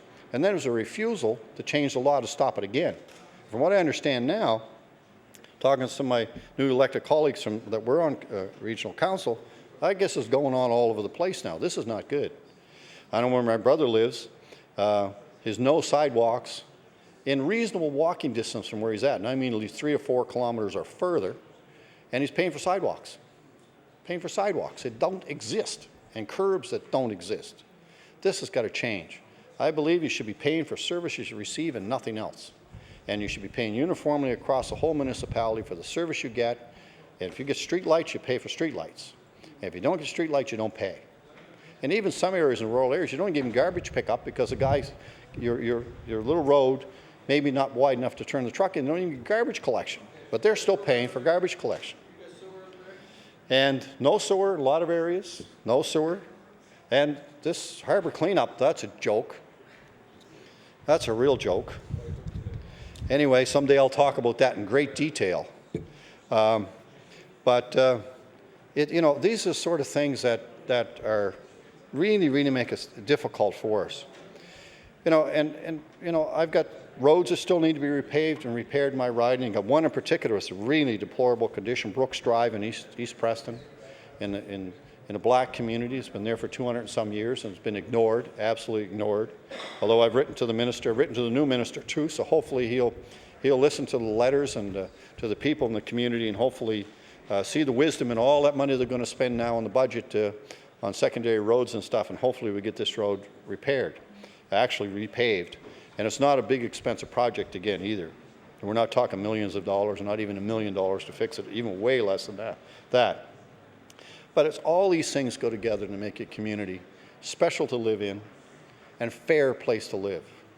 And we've got to have people working. If we don't have people working, our economy is going to go right to pieces. It is.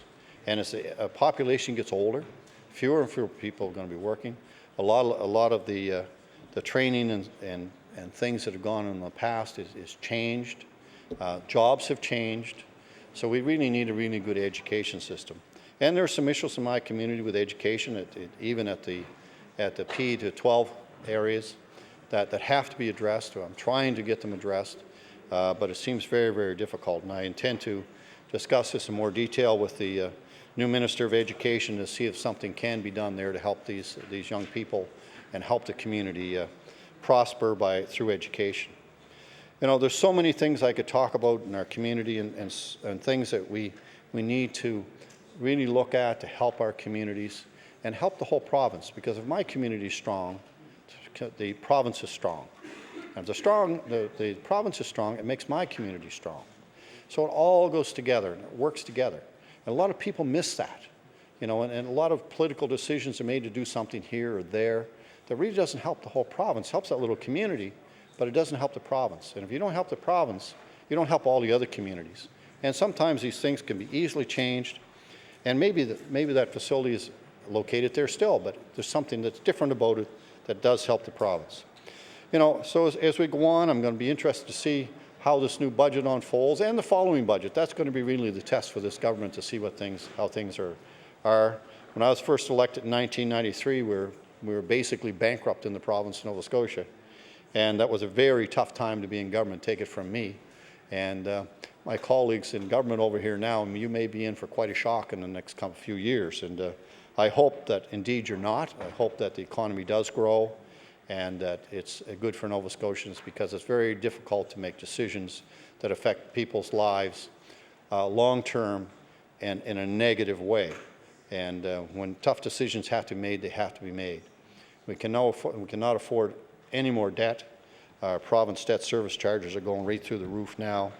And we've got many, many issues. We've got the unfunded liability that almost a year ago now was around $3 billion that the province is going to have to tackle in the pension funds. And many, many other things that aren't really reflected in this budget that I can see so far, and that's going to have a negative impact on all Nova Scotians. And as we move forward, there's going to be some many serious challenges here for the people in government and the rest of us as politicians. One thing that we need to do as politicians, if the government does something good, we need to tell them they've done something good. If they do something bad, we should tell them that too. But we should also, we've got to represent our communities, and we've got to look after Nova Scotia. Because Nova Scotia is always left behind. We're always left behind. And when this place was first started 200 years ago, 250 years ago, this was the hub of the economy in Canada right here. Even though we weren't Canada at that time, we were the hub of the economy, and that's all changed. And at that time, wasn't a real good place to live in Nova Scotia. If you were an Acadian or if you were black, it was a bad place for you to live because you probably were in some kind of danger from the people that ran the whole operation here. And thank goodness that has all changed, and those rich cultures have really come together to make our community a lot better place to live and a lot safer. So with those few words, again, it's a privilege to be elected here again. I'm the only individual so far that's been elected to the Preston riding more than once, and that's an honor for me, for the people to have that confidence in me to work with them and be the representative. And it's a pleasure to work there, and it couldn't be in a better community. And I truly love the job and the people I represent. Thank you.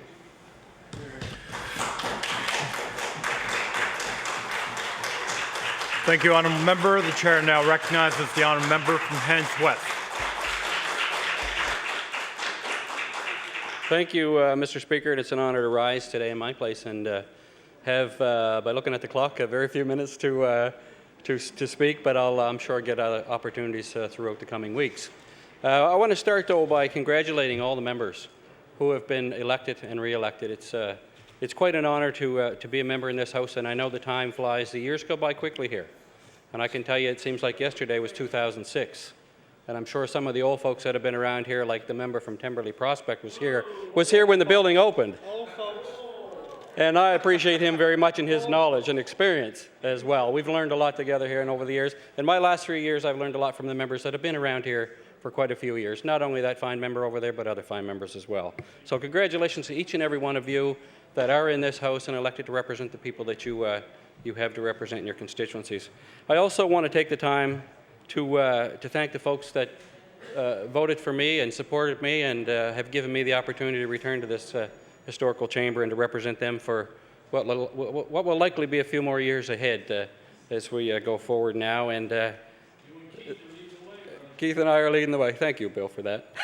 Anyhow, there's a lot of people that make that happen, as we all know. We've got a lot of volunteers, campaign workers, and so on. And it was quite something this time around to have a great team again. I had a great team in 2006, and I certainly had a great team in 2009. And it was amazing to see well over 100 volunteers come out to work on a campaign. And that's a great thing, and it's an honor to be here representing them folks. So my campaign manager, Sherry Smith, was new this time with us, but did a phenomenal job at arranging and getting things done, as did many other people. And I would certainly be remiss if I did not mention my family, who put in numerous hours, my wife, my kids, all very well growing up now in the last few years in this place and around it and learning a lot. And I know the NDP members might appreciate this, and I'll just share it with you.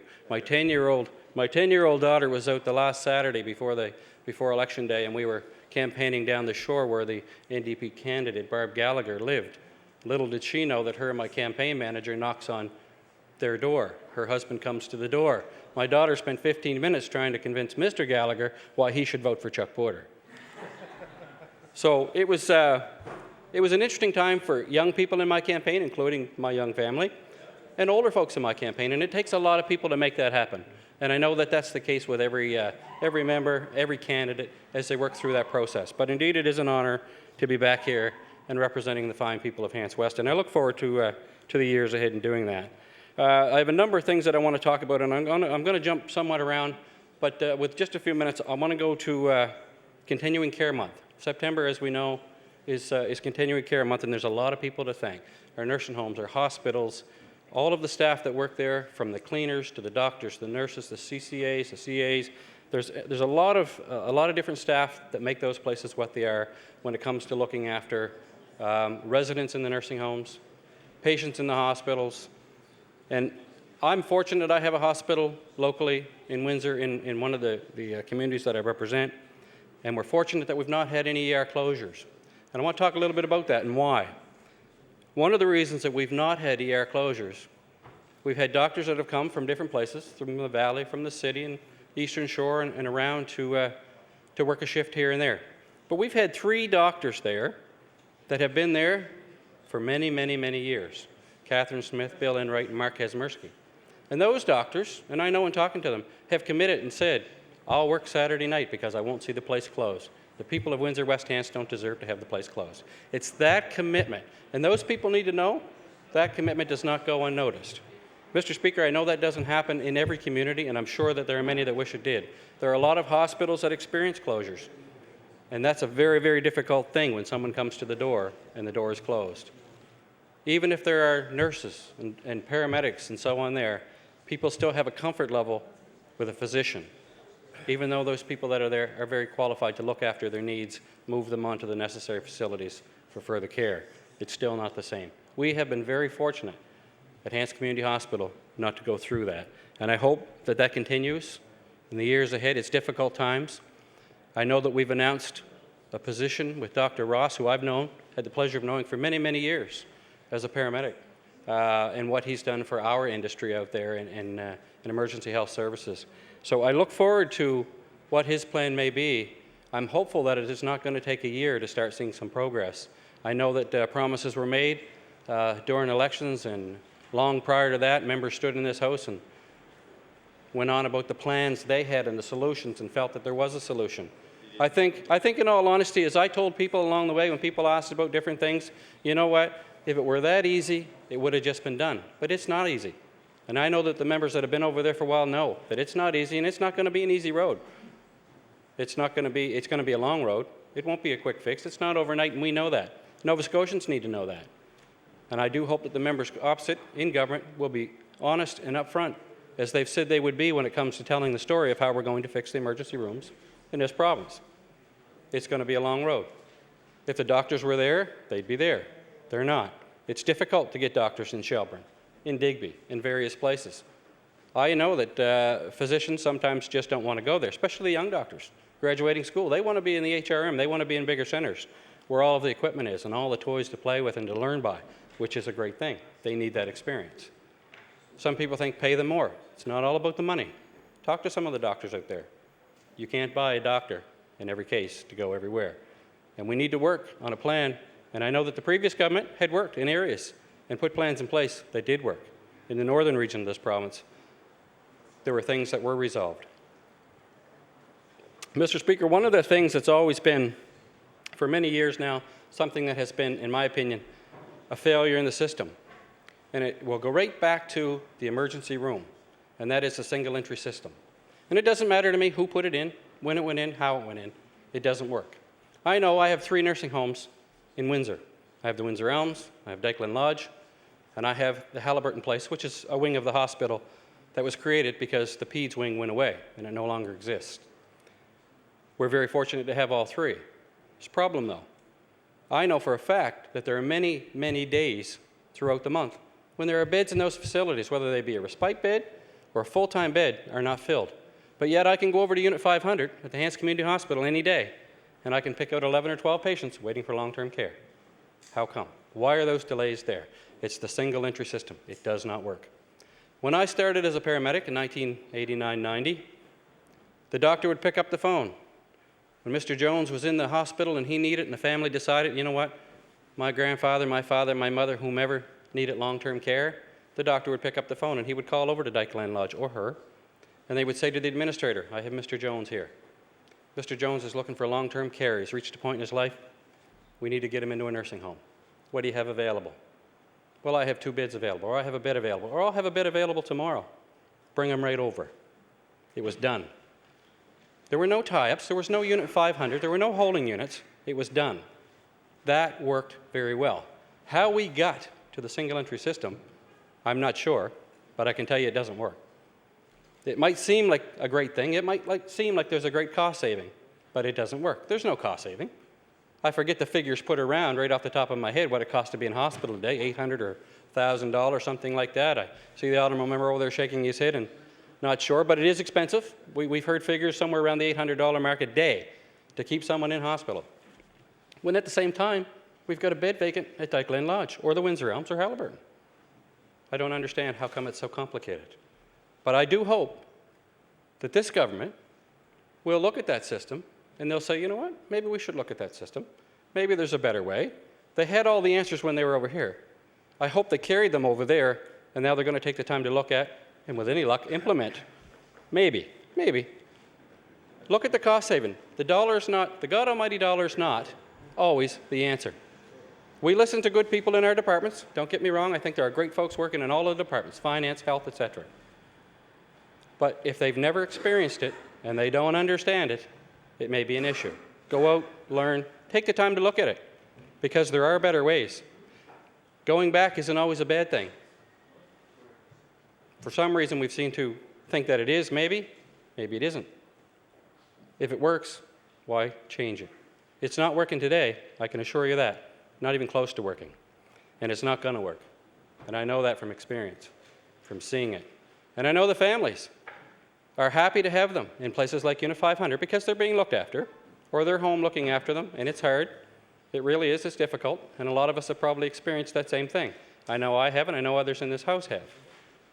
However, it can be fixed, and I do hope the time is taken to review that.